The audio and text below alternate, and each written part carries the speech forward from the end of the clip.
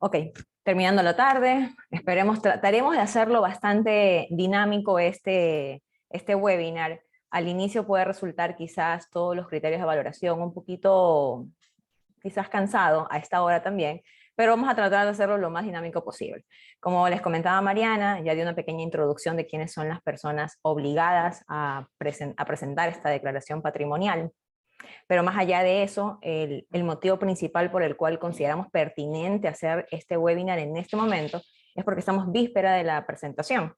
La presentación, me adelanto un poco, tiene que hacerse en mayo y el día de hoy lo que queremos es revisar con ustedes de manera muy breve cuáles son esas consideraciones que deben tener presente al momento de elaborar esa declaración patrimonial y por qué es importante presentar esta declaración patrimonial.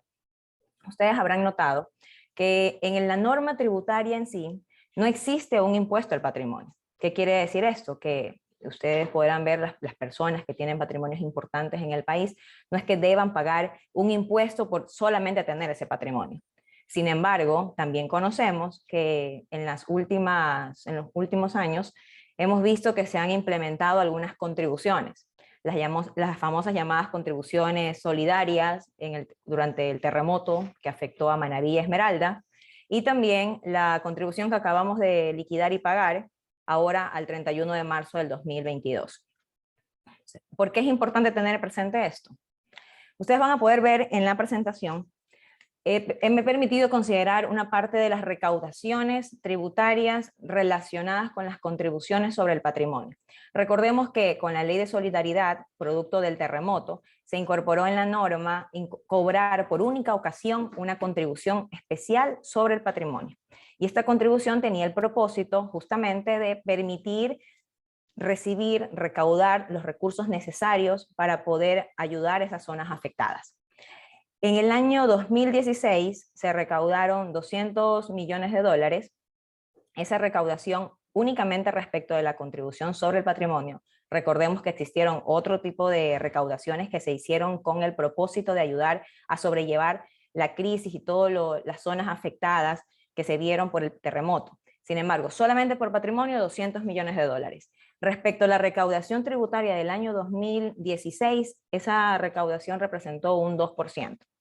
Y de lo que va del año, la segunda contribución que históricamente se ha cobrado sobre el patrimonio es la contribución para el COVID, post-COVID, para los efectos del post-COVID, que fue con la ley, con la LODE que se publicó el año pasado. Esa contribución que se liquidaba ahora hasta el 31 de marzo y se pagaba aproximadamente hasta ahora con el corte el 7 de abril, la información que está publicada en la página del Servicio de Rentas Internas, ustedes van a poder observar que se han recaudado 90 millones de dólares. El global de recaudación de las contribuciones hasta la fecha son 390 millones de dólares, pero solamente por esta contribución 90 millones, que en relación al total de la recaudación del primer trimestre del año representa también un 2% del total recaudado. ¿A dónde quiero llegar? Que es importante el tener identificado el patrimonio de las personas naturales y correctamente valorado, porque ese patrimonio sirve de base para el cálculo o ha servido de base para el cálculo de algunas contribuciones. No quiero decir con esto que sea el valor como tal del patrimonio el que ustedes deban considerar o que debieron considerar para determinar la contribución, ¿sí? Porque tienen cada contribución sus reglas particulares. Sin embargo, es una base. Por ende, es sumamente importante hacerlo de la manera adecuada y considerando los criterios que establece la misma norma tributaria. ¿Por qué más es importante hacer correctamente la declaración? A través de en los últimos años, el SRI o el gobierno como tal ha suscrito algunos convenios para el intercambio de información. Recordemos que Ecuador mantiene suscritos convenios para evitar la doble imposición con algunos países de América, de Europa, y con estos países, dentro del convenio como tal, en algunos de ellos existe la posibilidad de que se realice intercambio de información. Eso existía hace muchos años. Sin embargo, hace poco digo, pero ya son varios años en realidad, ya el SRI ha fomentado el poder participar y el adherir al Ecuador a foros a través de los cuales se realizan intercambio de información, como es el que ustedes pueden ver en la pantalla, que es el Foro Global para sobre la transferencia e intercambio de información con fines fiscales. Este foro está formado por 163 países hasta la fecha y Ecuador forma parte de este foro. Como al ser parte de este foro, la misma administración tributaria se ha visto en la necesidad de incorporar y solicitar algunos anexos a los contribuyentes. El anexo CRS, que es uno de los anexos que tienen que presentar las compañías, las instituciones financieras para reportar la información de los no residentes. En este caso, esa es una de las acciones que realiza la administración tributaria y que va encadenada con el adherir al Ecuador a este foro global. Ahora, no solamente es el foro global, que ese ya está, digamos, ya está vigente, en aplicación. También existe un acuerdo de intercambio de información tributaria entre el Ecuador y Estados Unidos. Este acuerdo se firmó en abril del 2021. Hasta la fecha, el acuerdo no está en aplicación porque todavía falta que sea aprobado por la Asamblea Nacional. Sin embargo, este acuerdo es sumamente importante porque a diferencia del foro global, en el cual hay una información muy limitada de lo que hemos podido observar, en este acuerdo, al menos en el cuerpo del acuerdo, se establece que existan intercambio de información por requerimientos de información y también intercambios de información automática. ¿Qué quiere decir esto? Por ejemplo, si la Administración Tributaria de Estados Unidos quiere revisar los ingresos de un determinado residente de Estados Unidos a nivel mundial, como Ecuador tiene suscrito ese convenio con Estados Unidos, existe la posibilidad de que vaya a solicitar a Ecuador de que le entregue determinada información de ese residente, que es un residente de Estados Unidos, pero que no es residente del Ecuador. De igual manera, sucede a la inversa.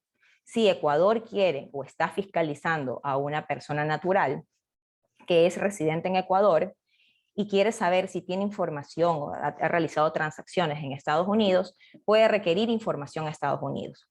Hay una sección dentro de este acuerdo que se ha firmado que establece este tipo de requerimientos de información. Pero también existe información automática que se puede cambiar. Así como también existe, por ejemplo, la posibilidad de que la administración tributaria de cualquiera de los dos países pueda acudir incluso a realizar cierto tipo de inspecciones a contribuyentes de las otras jurisdicciones. Entonces, este acuerdo es sumamente importante. No se encuentra en aplicación, sin embargo, ya deja abierta una puerta que con el paso de los años, el patrimonio de las personas naturales cada vez se va transparentando. ¿Qué quiere decir esto? Que si yo tengo cuentas en Estados Unidos y no las he considerado o no las he decidido incluir dentro de mi declaración patrimonial, probablemente cuando entre en aplicación este acuerdo, si yo soy un sujeto con un perfil de riesgo para el servicio de rentas internas, la información va a ser transparente y van a poder saber exactamente qué tengo en Estados Unidos, qué ingresos percibí, toda mi información relacionada con Estados Unidos. Entonces, considerando aquello, esas son principalmente, desde mi punto de vista, el motivo por el cual es importante elaborar de forma adecuada la declaración patrimonial. ¿Y qué significa elaborar de forma adecuada? ¿Y quiénes están obligados? Bueno, vamos a revisar un poquito. Lo primero, establecer quiénes son las personas que están obligadas a presentar esta declaración patrimonial. Y aquí es sumamente importante tener en consideración que lo primero que debo yo analizar es el criterio de residencia. ¿Qué quiere decir esto? Como regla general, están obligados todas las personas naturales. Personas naturales, entiéndase, puede ser una persona del Ecuador o una persona que haya nacido en el extranjero, es indistinto. Aquí lo relevante es que esa persona natural tenga residencia fiscal en el país. ¿Y qué quiere decir que tenga residencia fiscal en el país? ¿Quiere decir que tenga nacionalidad ecuatoriana? No. Definitivamente no se considera un residente fiscal en Ecuador por el simple hecho de que tenga nacionalidad. Puede darse el caso de que alguien que tenga nacionalidad en Ecuador cumpla con los criterios para ser residente fiscal en Ecuador, pero no es una condición. ¿Cuáles son los criterios entonces para establecer si soy o no soy residente fiscal? Bueno, son 4 principales y vamos a revisar uno a uno ellos. Las personas naturales, el primer criterio de residencia que tienen que tener en consideración es la permanencia. Si esta persona ha permanecido en el país durante 183 días calendario o más, consecutivos o no, dentro de un mismo ejercicio fiscal, entiéndase desde el 1 de enero al 31 de diciembre de cada año, incluyendo ausencias esporádicas, cumple con la condición de ser un residente fiscal en Ecuador. ¿Qué son ausencias esporádicas? Las ausencias esporádicas se entienden aquellas ausencias del país, es decir, de Ecuador, que no superen los 8 días. Si una persona está en el país, se ausentó del país durante 8 días, bueno, se considerará que es una ausencia esporádica, por tanto, se contará ese periodo dentro del cálculo de los 183 días. Si la persona se ausentó del país por más de 8 días, en ese caso no se considerarían esos días para el cálculo de los 183 del criterio de residencia fiscal. Veamos un ejemplo. Ustedes aquí van a observar los meses del año. Por ejemplo, ahí está del año 2021 porque estamos presentando la declaración al 1 de enero del 2022. Por ende, yo tendría que considerar el año anterior para saber si esta persona cumplió o no cumplió con los criterios de residencia fiscal. Van a observar en el cuadro el año y van a observar cada uno de los meses, desde enero hasta diciembre. Y arriba, en la parte superior, tienen la cantidad de días que ese mes tiene dentro del año. Para el primer caso, si contamos una persona que estuvo en el país desde febrero hasta julio, contando los días de manera sin considerar que haya tenido ausencias esporádicas, es decir, se considera que estuvo dentro del país durante todo ese tiempo, cumpliría únicamente con 181 días. Por ende, esa persona con 181 días no cumpliría con el criterio de residencia fiscal. En los siguientes casos, si ingresa en marzo hasta agosto, estaría con 184 días, por ende, se consideraría que es residente fiscal. Y en el último caso, si es desde abril hasta septiembre, cumpliría exactamente con 183 días, con lo cual sería residente fiscal en Ecuador. Ahora la pregunta es, ¿estos días se consideran días hábiles o días de corrido? O sea, ¿qué se debería considerar? Normalmente en la norma tributaria siempre se considera para todos los que son plazos y términos, se consideran días hábiles. Pero en este caso en particular no estamos hablando de un plazo, un término, simplemente de un periodo que tiene que cumplir para ser residente fiscal. Por ende, se consideran los días de manera consecutiva, sin considerar días hábiles. ¿Cuál es el segundo criterio de residencia fiscal? Es decir, si una persona no cumplió con lo anterior. Si esa persona no cumplió en un mismo ejercicio fiscal con 183 días, entonces voy al siguiente y el siguiente criterio es, bueno, analicemos si es que ha cumplido con la condición no solamente en este ejercicio fiscal, sino en este ejercicio fiscal y en el inmediato anterior, es decir, durante 12 meses consecutivos dentro de estos dos ejercicios fiscales. Yo tendría que analizar si esa persona cumplió con la condición de permanecer en el país 183 días calendario.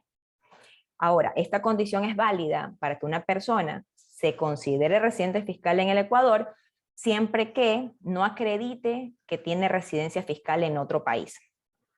¿Qué quiere decir esto? Que si esa persona cumple con ser residente, cumple con el periodo de 183 días en 12 meses consecutivos dentro de 12 ejercicios fiscales y acredita que tiene residencia fiscal en Chile, por ejemplo, entonces no estaría cumpliendo con la condición 2 para ser residente fiscal en Ecuador. Pero mucho cuidado, porque esta condición de cumplir con el criterio de residencia fiscal en el otro país va a ser válida siempre y cuando el núcleo principal de actividades o de intereses económicos se encuentre en esa jurisdicción. En el ejemplo que les planteaba, es decir, esta persona debería tener toda su principal núcleo de actividades e intereses económicos en Chile. Caso contrario, si no cumple con esa condición, aun cuando no sea residente fiscal en Chile, no lo cumple, en este caso no sería considerado, sería considerado residente fiscal en Ecuador. Veamos un ejemplo. En el caso de los 183 días que tiene que calcularse de las personas, permítanme un minuto, ok.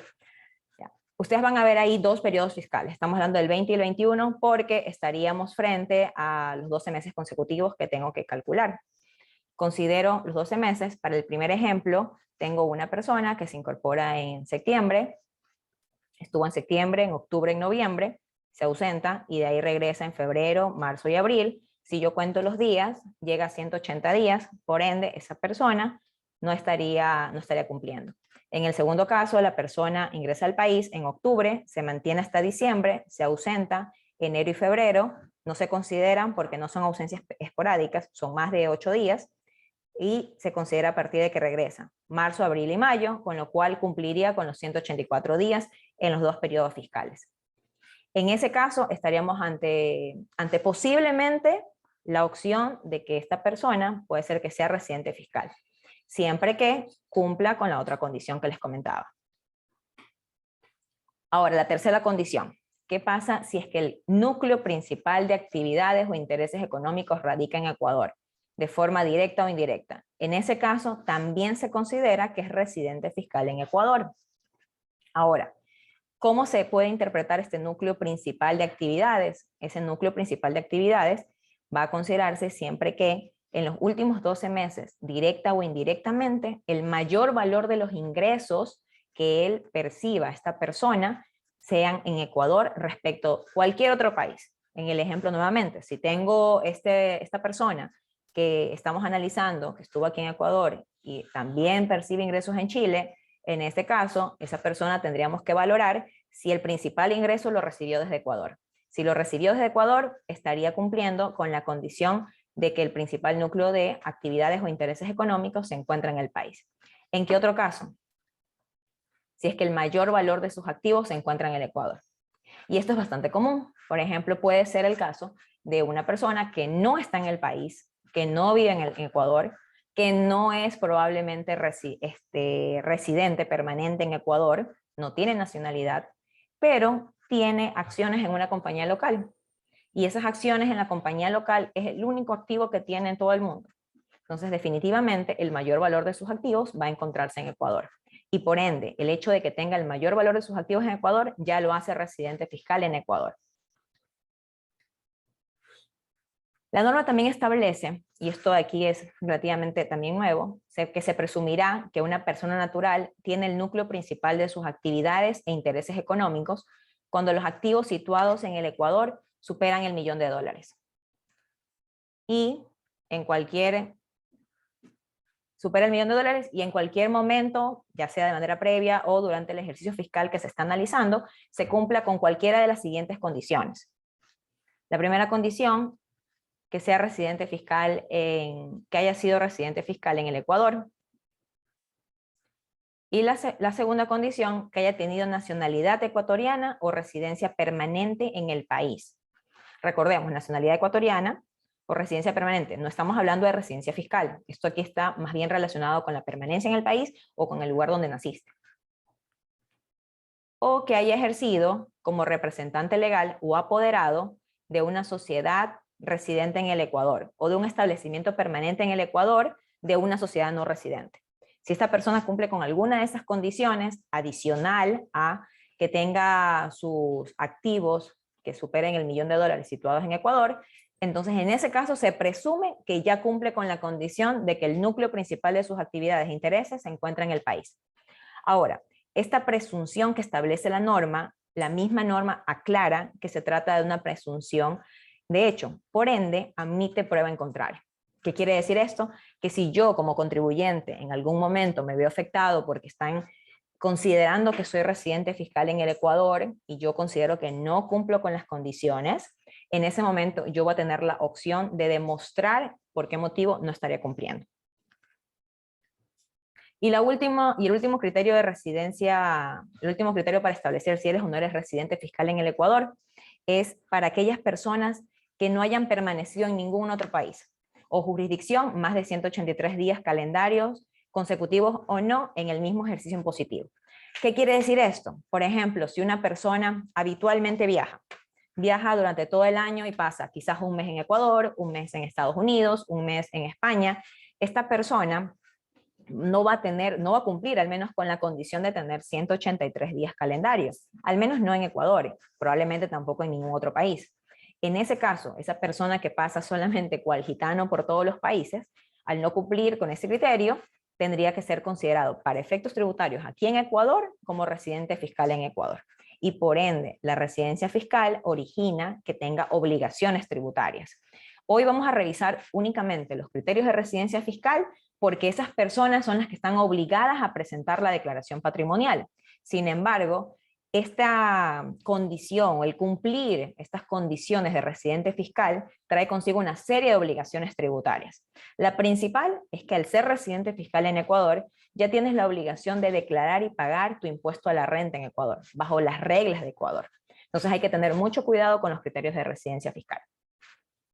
Ahora, ese es uno de los requisitos para establecer si efectivamente eres o no eres un sujeto pasivo, que tienes que presentar la declaración patrimonial. El primero, residencia.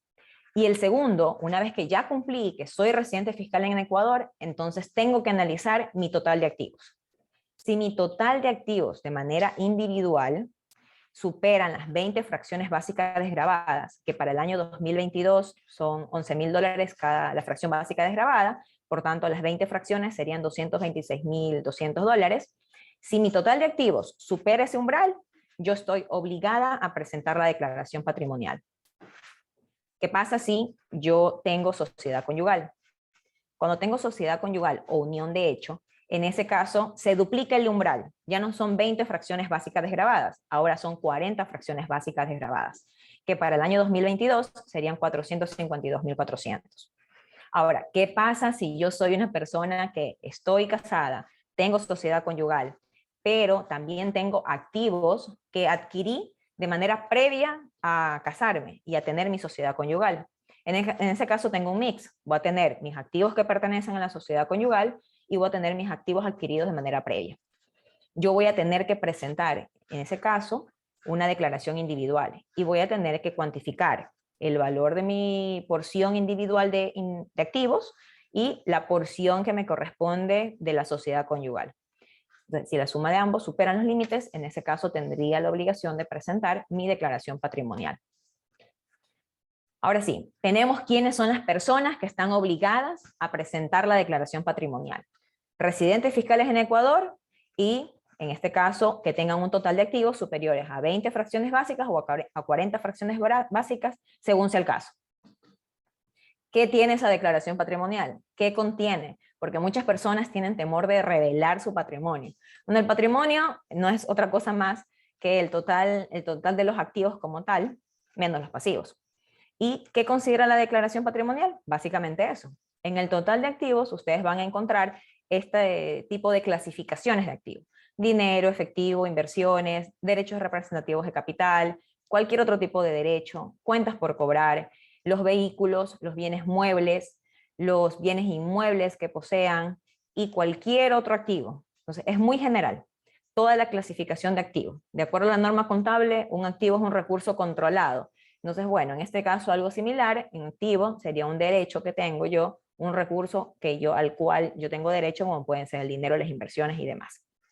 Todos esos activos se incorporan dentro del rubro de los activos para determinar el umbral que les comenté hace un momento, las 20 fracciones o las 40 fracciones básicas desgravadas. Y por el lado importante, tienen que ser, obviamente, no importa si esos activos se encuentran en el Ecuador o se encuentran en el exterior. Si yo ya soy un sujeto pasivo obligado a presentar la declaración patrimonial, es por el 100% de mi patrimonio, por esos activos que están en Ecuador o que pueden estar también ubicados en el exterior. Entonces ahí también hay que tener mucho cuidado con eso. ¿Qué pasa con los pasivos? Aquí en los pasivos lo que yo debo reportar son todas las deudas que yo tengo con terceros, con instituciones financieras, con el IES, con el BIES, cualquier crédito que tenga, cualquier préstamo que tenga con una persona natural o cualquier otro tipo de pasivo. Esa es la clasificación, la que ustedes ven en la pantalla es la clasificación que utiliza el mismo formato del SRI al elaborar la declaración patrimonial. Y al igual que en el caso de los activos, este total de pasivos va a corresponder a pasivos que estén ubicados con deudores, con acreedores en Ecuador o en el mundo. Es decir, en el exterior también puede ser considerados para determinar la declaración patrimonial. Ese es el contenido de la declaración patrimonial. Suena fácil, ¿verdad? Pero bueno, ya entramos en la parte un poquito más compleja, porque lo que debo determinar es cómo valoro esos activos, cómo valoro esos pasivos. Cuando estamos en contabilidad es más fácil, porque en el día a día los estoy registrando. Pero si soy una persona natural y que partamos del supuesto no estoy obligada a llevar contabilidad, probablemente esos valores, esos activos los adquirí hace mucho tiempo atrás y no tengo registro de esos activos. Entonces voy a tener que establecer ciertos mecanismos que la misma norma establece para la declaración patrimonial, únicamente para la declaración patrimonial. Mucho cuidado con esto. Por eso comentaba al inicio que cada contribución que se ha pagado, la solidaria o la contribución post-COVID, esas contribuciones tenían condiciones particulares para su cálculo, que se tomaba de base la declaración patrimonial, pero no necesariamente era el contenido de la declaración patrimonial. Veamos los mecanismos. En el caso de dinero, inversiones y cualquier otro depósito que tengan, ya sea en Ecuador o en el exterior, van a tener que consignarse dentro de la declaración patrimonial. ¿Y cómo lo consigno? Lo consigno en dólares. El saldo al 1 de enero del 2022 en dólares. ¿Qué más debo consignar? Las cuentas por cobrar. También se deben consignar el saldo al 1 de enero del 2022 en dólares. Ahora, la parte operativa, ¿cómo se reporta en la declaración? Si yo tengo transacciones, cuentas por cobrar, con partes relacionadas, locales o partes no relacionadas del exterior, directa o indirectamente, ya sea por administración, control o capital, se reportarán línea por línea. Es decir, si yo sé que le debo a una parte relacionada, yo debo reportar en esa parte relacionada uno a uno dentro de la declaración patrimonial, con el valor que me debe cada una de esas personas. Ouch. Ok. ¿Qué pasa con las transacciones por cobrar con no relacionadas locales? Si son no relacionadas locales, ahí yo tengo la opción de poder acumular estas cuentas por cobrar. ¿Qué quiere decir esto? Que si tengo una cuenta por cobrar con una persona que no es mi relacionada, en este caso esa cuenta por cobrar es por $100,000, por poner un ejemplo, y tengo otra cuenta por cobrar con otra persona que tampoco no es relacionada, yo lo que hago es, y esa cuenta por cobrar la última es de $200,000, como de manera individual, cada una de estas obligaciones no supera el umbral de $500,000, yo pudiera sumar las dos deudas que tengo, las dos cuentas por cobrar que tengo, y les reporto en una sola línea en la declaración patrimonial, que es lo que ustedes ven ahí en la pantalla, y es un poco la parte ya operativa de cómo lo tienen que reportar. ¿Qué pasa con las transacciones por cobrar con no relacionadas que son mayores a $500,000? Es decir, si por ejemplo me debe dinero mi papá, entonces tengo una cuenta por cobrar con él, ¿es mi parte relacionada? Sí, directamente es mi parte relacionada. Por ende, y si esa cuenta por cobrar supera el umbral de los $500,000, yo voy a tener que reportar línea a línea. Si tengo una cuenta por cobrar con un tercero independiente, con una amiga, en este caso yo tendría que considerar también, si superó los $500,000, reportarlo en la declaración patrimonial línea a línea. ¿Qué pasa con los derechos representativos de capital? Para que entiendan, derechos representativos de capital básicamente es cualquier derecho que represente el capital o que represente el capital dentro de una compañía, dentro de cualquier tipo de entidad u organismo. Por ejemplo, pueden ser las acciones, pueden ser las participaciones, los derechos que tienes en algún fideicomiso, también pudieran ser considerados, pero en todo caso, derechos representativos de capital, ¿cómo se los valora? La norma lo que establece es que tienen que considerarse para una distinción. Si son valores, por ejemplo, acciones que se cotizan en el mercado de valores, se considerará su valor bursátil. Y el valor bursátil, en este caso, ahí está colocado entre la presentación, las páginas de la Bolsa de Valores, tanto de Guayaquil como de Quito, donde ustedes pueden consultar si estas compañías cotizan en la Bolsa de Valores, de ser el caso que coticen aquí en Ecuador, ¿verdad? Pero si se tratan de algunas acciones que coticen en el extranjero, tendrían que verificar efectivamente cuánto es el valor de esas acciones al cierre, al 1 de enero del 2022. ¿Qué pasa con aquellos derechos representativos de capital que no son cotizados en la bolsa de valores? Vas a tener que considerar el valor patrimonial proporcional o BPP o su valor comercial. Entre los dos tengo que elegir el mayor. Ese valor es el que debo consignar en la declaración patrimonial. Con los derechos de fideicomiso, voy a tener que consignar dentro de la declaración patrimonial el valor patrimonial proporcional. Entiéndase valor patrimonial proporcional al total del patrimonio de la sociedad en la cual tengo el derecho, sociedad, organismo, ente, institución. Por ejemplo, en el derecho en fideicomiso, en un fideicomiso, si yo tengo derechos fiduciarios en ese fideicomiso, entonces el patrimonio del fideicomiso yo voy a tener que considerar ese patrimonio del 100%, cuánto me corresponde a mí. Si tengo la propiedad o el derecho sobre un 80%, entonces voy a tener que aplicar al total del patrimonio el 80%. Y ese es el valor que yo debería considerar para mi declaración patrimonial. Ahora, ¿qué pasa en los fideicomisos cuando yo soy constituyente o soy beneficiario? Porque puedo ser cualquiera de las dos figuras. Si soy constituyente, en este caso, va a tener que reportar el constituyente ese valor patrimonial proporcional cuando no se haya definido dentro de la escritura de constitución del fideicomiso, no se haya definido quién es el beneficiario del fideicomiso, o a su vez, cuando no se hayan cumplido las condiciones para que el beneficiario tenga acceso a ese derecho sobre el fideicomiso. Normalmente dentro del fideicomiso se establecen reglas que una vez cumplidas, en ese momento el beneficiario tiene derecho a recibir parte del patrimonio o en determinado momento lo va a recibir, no necesariamente en este momento. Sin embargo, esos beneficiarios sí están establecidos en la escritura del fideicomiso. Entonces, si no se han cumplido las condiciones, ese valor patrimonial proporcional lo tiene que reportar el constituyente. ¿Qué pasa con el beneficiario? Si se han cumplido ya las condiciones, entonces obviamente ya el constituyente no lo va a reportar como parte de su patrimonio en la declaración patrimonial, y en ese momento lo va a tener que reportar el beneficiario del fideicomiso. Derechos en fondos de inversión y fondos complementarios, esos deberán registrarse únicamente por el beneficiario del fondo de inversión o del fondo complementario. Los derechos en sociedades sin fines de lucros se valorarán conforme el monto que deba retornar bajo el supuesto de que exista la liquidación de la sociedad sin fin de lucro al 1 de enero del año de la declaración patrimonial.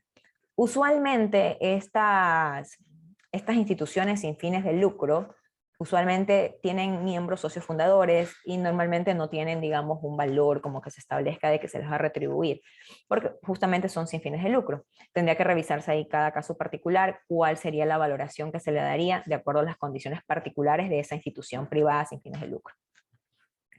Los bienes muebles y construcciones en curso.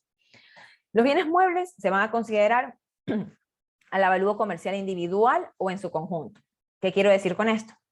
Individual, dependiendo, hay casos. Por ejemplo, cuando tengo un grupo de activos, si tengo una maquinaria o equipos, y esas maquinarias o equipos en su conjunto superan $5,000, que es lo que establece la norma, entonces en ese momento el avalúo comercial de esas maquinarias superan los $5,000, voy a tener la obligación de reportar en mi declaración patrimonial las maquinarias.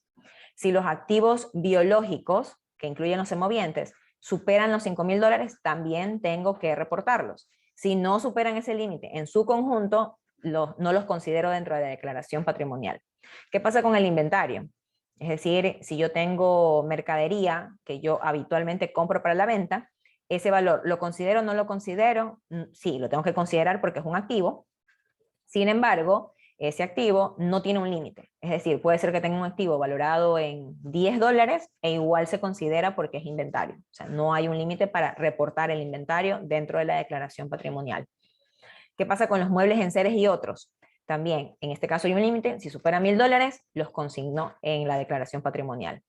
Y tengo un último grupo, que son las joyas, piedras, metales preciosos y obras de arte, que en su conjunto tendría que analizar, obviamente, si superan $5,000 y tendría que incluirlas dentro de la declaración patrimonial. Adicionalmente, bueno, también están las plantas productoras. Las plantas productoras es más un criterio contable. Vamos a ver, bueno, recordemos que en términos generales una persona natural puede estar obligada o no obligada a llevar contabilidad. Por ende, al momento de establecer estos activos, ustedes van a ver aquí que hay algunas denominaciones o rubros que son bastante conocidos, más bien en el ámbito contable. Por ejemplo, las plantas productoras, que no son otra cosa más que aquellas plantas de las cuales se espera recibir durante un periodo ya mayor a un año, se espera recibir quizás probablemente frutos. Por ejemplo, el árbol del cual sale la uva. Entonces, obviamente la vid, en este caso, puede dar varias cosechas. Esa vid, la vid como tal, se considera una planta productora. Y así como ese caso, existen muchos más. Entonces, aquellas plantas que den varias cosechas, por poner un ejemplo, serían consideradas para efectos contables como una planta productora, no es propiamente un activo fijo, pero el tratamiento es similar, digamos, a un activo fijo. ¿Qué pasa con las construcciones en curso? Las construcciones en curso van a ser valoradas al valor de todas las erogaciones que tengan registradas hasta esa fecha. Todo lo que ustedes hayan pagado para construir, por ejemplo, están realizando una remodelación en la casa y están cambiando parte de la casa o están construyendo una nueva suite, un nuevo departamento al lado de su casa. Todas esas construcciones, en ese momento ustedes no tienen un bien inmueble todavía porque está en construcción. Bueno, esas construcciones, el total de los valores que ustedes hayan desembolsado, van a tener que llevar un registro y esos valores van a formar parte del valor que se deba considerar dentro de la declaración patrimonial. En el caso de los vehículos, naves y aeronaves, se considerará el valor comercial y solamente en el caso de los vehículos se establece que este valor comercial no puede ser menor a la base imponible que se establece para el pago del impuesto de los vehículos motorizados, que es lo que consta dentro de la matrícula. Cuando cada vez que se va a pagar anualmente tenemos que pagar el impuesto, bueno, ahí consta cuánto es el avalúo. Entonces, el avalúo comercial que establezca la persona no puede ser inferior a ese avalúo. ¿Qué pasa con los bienes inmuebles? En los bienes inmuebles es similar, se considera el valor comercial y también en ningún caso el valor comercial puede ser inferior al valor que consta en el catastro municipal. Otro rubro de activos son los derechos. Dentro de los derechos tenemos, por ejemplo, los derechos de usufructo, uso y habitación. Estos derechos de usufructo, uso y habitación se valorarán al 60% del valor como tal del bien, o sea, del activo. Y si yo tengo el derecho de usufructo del 60% de un determinado bien, por ejemplo, de un bien inmueble, el 40%, la nuda propiedad, reposa en alguien más, entonces el nudo propietario va a tener que reportar dentro de su declaración patrimonial ese 40%. Los derechos hereditarios se registrarán conforme la cuota que le corresponda en toda la masa hereditaria. Nuevamente, respecto de los bienes que formen parte de la herencia. Primero tengo que valorar los bienes y del total de bienes establezco cuánto es mi porción y esa porción es la que yo voy a registrar dentro de un derecho hereditario. Los legados es similar, solamente que existe un testamento de por medio y en este caso se registrarán los bienes o derechos a los cuales tenga derecho yo porque me los hayan entregado. En este caso, nuevamente, valoro el bien y una vez que valore el bien, establezco ese derecho que tengo, lo establezco dentro de mi declaración patrimonial. Los derechos de propiedad intelectual se considerará el valor comercial, por ejemplo, marcas, por ejemplo, algún intangible que tengan, y si tienen un derecho de propiedad intelectual, ustedes van a tener que considerar el avalúo comercial. Ahora, ¿qué pasa con los pasivos? Los pasivos, básicamente, todos los pasivos, todas las deudas que tenga la persona natural van a tener que considerarse el saldo que tenga pendiente al 1 de enero del año al que corresponda la declaración. En el caso que estamos revisando, al 1 de enero del 2022. Ese va a ser el valor que se va a consignar en la declaración patrimonial. Y al igual que en el caso de las transacciones con partes relacionadas, se tendrá que detallar, nuevamente, línea a línea, cuando se tratan de transacciones con partes relacionadas. Y cuando se tratan de transacciones con partes no relacionadas, locales, puedo hacer también esta unificación. Si son no relacionadas locales y de manera individual, es de $1 hasta $500,000 la deuda, entonces si la suma de todos ellos supera 1 millón, no importa, pero como de manera individual no superan los 500,000, yo puedo totalizarlos y reportarlos de manera globalizada. Si son, en cambio, transacciones, cuentas por pagar, que tengo con no relacionados locales, pero que superan el umbral de $500,000, en ese caso voy a tener que reportar línea a línea. ¿Qué quiere decir reportar línea a línea? Ustedes ven ahí dentro de la pantalla cuáles son los distintos campos que se deben llenar. Bueno, eso se va a tener que llenar por cada uno de los acreedores que yo tendría.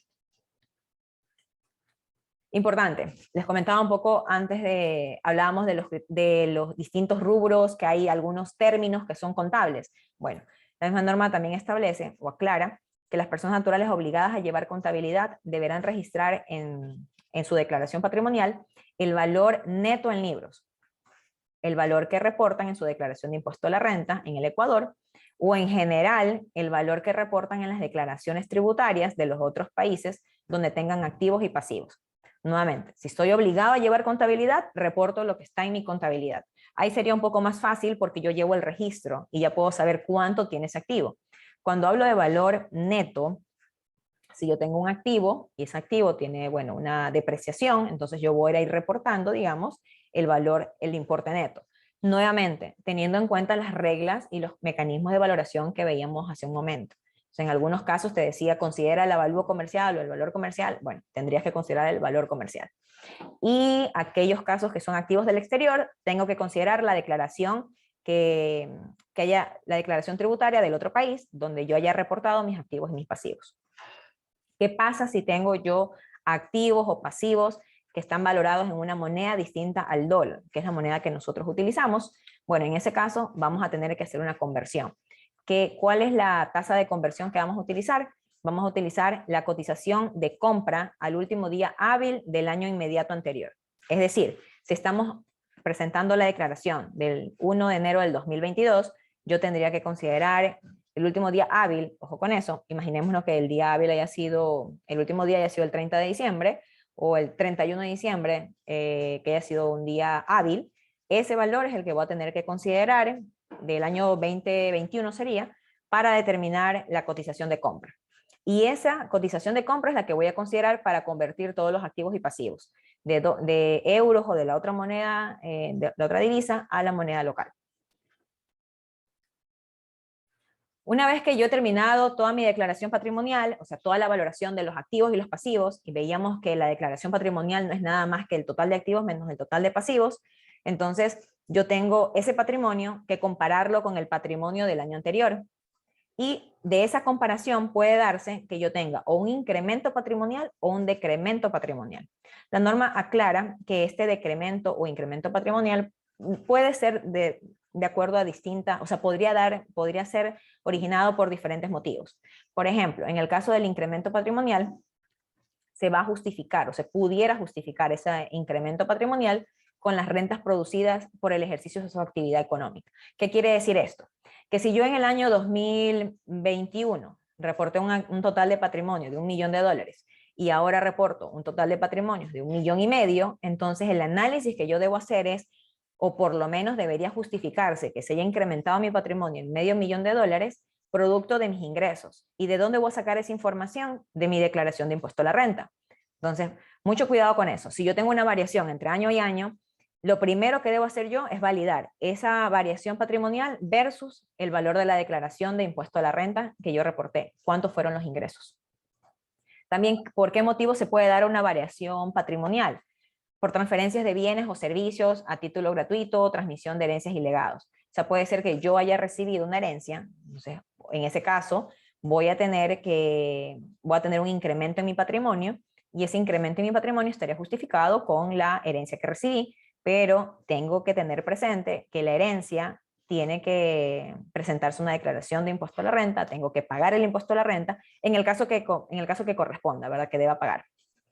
Por tanto, siempre hacer la relación, incrementos patrimoniales y relacionar con declaración de impuesto a la renta, ingresos reportados, o a su vez, si se trata del incremento patrimonial asociado con una herencia que recibí, una donación que recibí, con la declaración que yo haya presentado ante el SRI.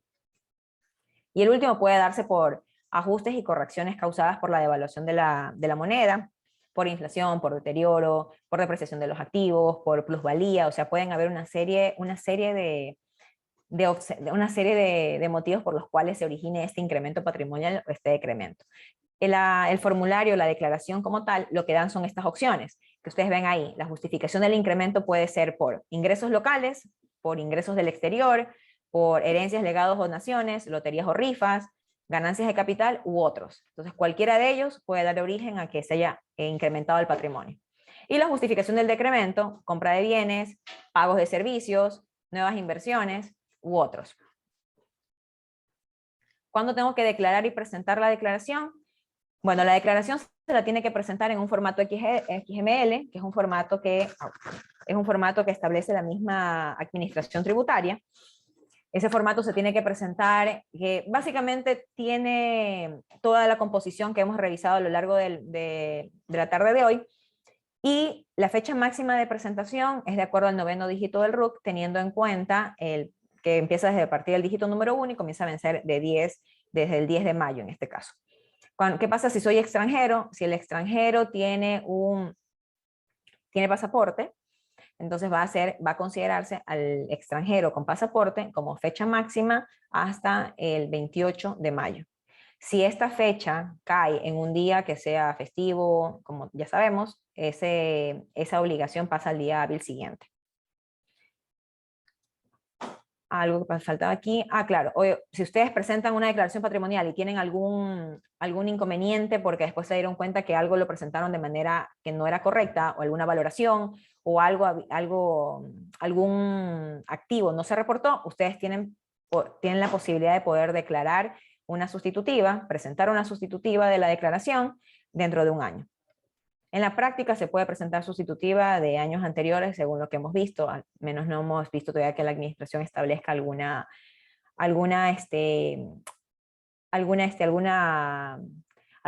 validación dentro del sistema para poder verificar que no se haya cumplido el año. ¿Cuáles son las sanciones? Tengo dos tipos de sanciones. Si yo presento tardíamente la declaración patrimonial, yo, dependiendo de en qué situación me encuentre, pudiera pagar hasta una multa de $1000, que es la multa máxima que ustedes ven ahí de acuerdo a la tabla. Pero hay 4 momentos en los cuales tengo que validar esa multa. La primera, si yo decido presentar mi declaración patrimonial, la presento a destiempo y lo hago de manera voluntaria, en ese caso van a estar dentro de la columna A, y la multa máxima que podrían pagar sería $125. Si es que el SRI me notifica de manera persuasiva y por haberlo hecho de manera persuasiva, yo presento mi declaración patrimonial, la multa máxima sería $250.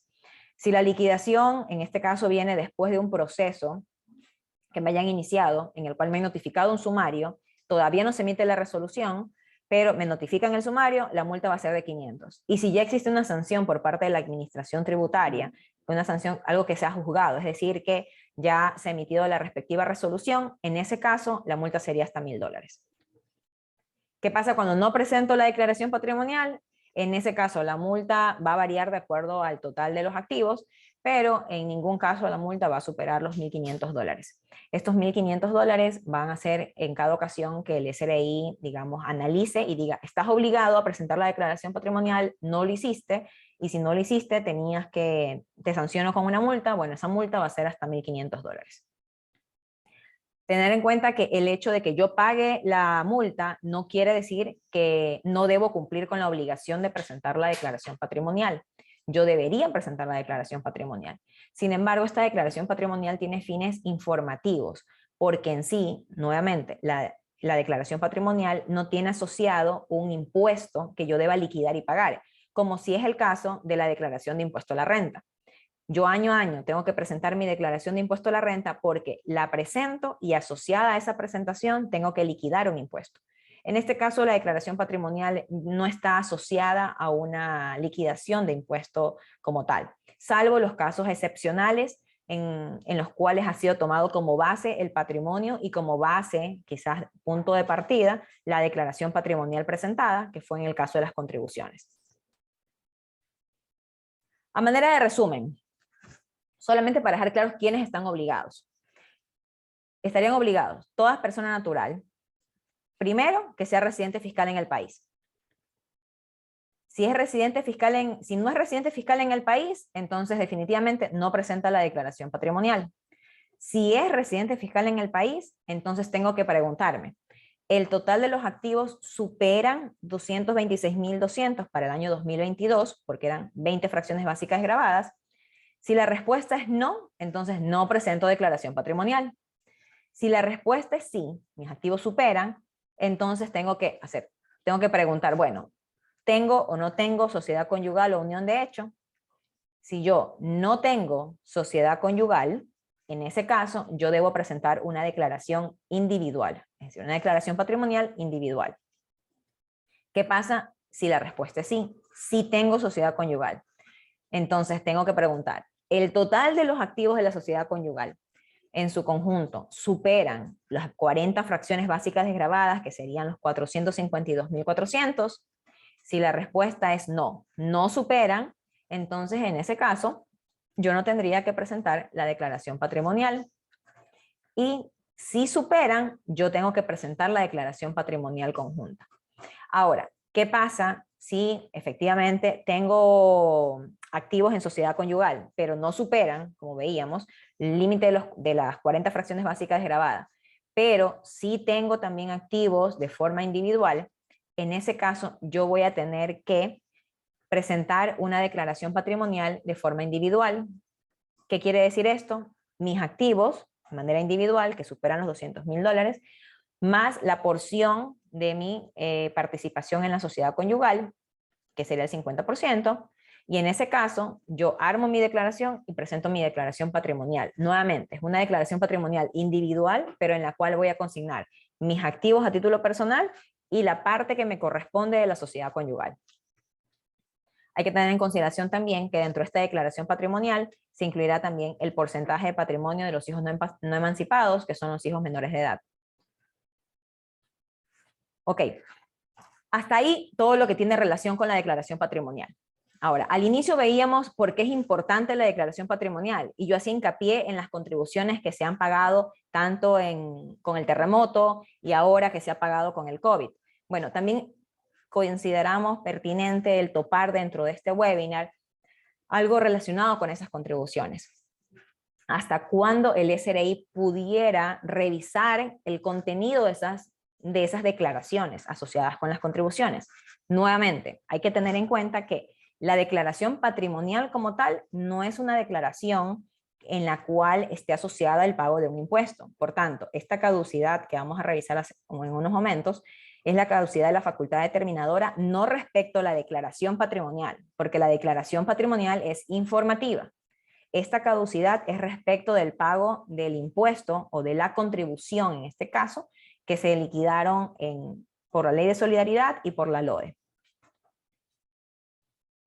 Veamos las contribuciones. Dos contribuciones sobre el patrimonio. La primera, la contribución solidaria por el terremoto. Esa contribución solidaria se estableció en su momento que se tenía que pagar hasta julio y agosto del 2016. Esta contribución solidaria, considerando las reglas de caducidad que establecía el Código Tributario en esa época, establecía que eran 3 años o 6 años en los cuales yo tenía la opción, digamos, como que la administración tributaria, tenía la opción de ejercer la facultad determinadora. ¿Qué quiere decir esto?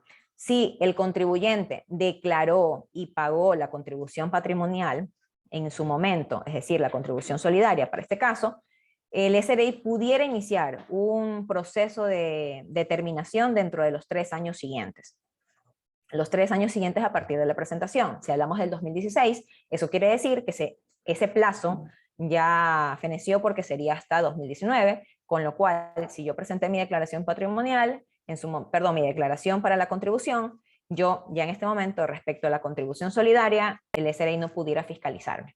Pero ¿qué pasa cuando yo no presenté la declaración de la contribución? Nuevamente, no la patrimonial, sino la declaración de la contribución solidaria. En ese caso, tengo el plazo o la facultad determinadora se extendía hasta 6 años. ¿Qué quiere decir esto? Si era 2016, el plazo máximo para que el SRI revise la contribución solidaria y la declaración en la cual yo presenté para pagar ese impuesto hasta 2022. Es decir, hasta este año, dependiendo de la fecha en la cual haya presentado la declaración. Dependiendo de la fecha en la cual vencía la declaración. Porque obviamente en este caso de 6 años, yo no presenté la declaración. Ahora, puede ser que yo no haya presentado de manera total o parcial. También se considera para estos 6 años de caducidad. Ahora, ¿qué pasa con la contribución post-COVID? Que fue la contribución que se liquidó y se pagó hasta marzo 31 del 2022. Las reglas de caducidad cambiaron también el año anterior con la LODE y cambiaron de 4 a 6 años. Es decir, 4 años contados de la fecha de la presentación.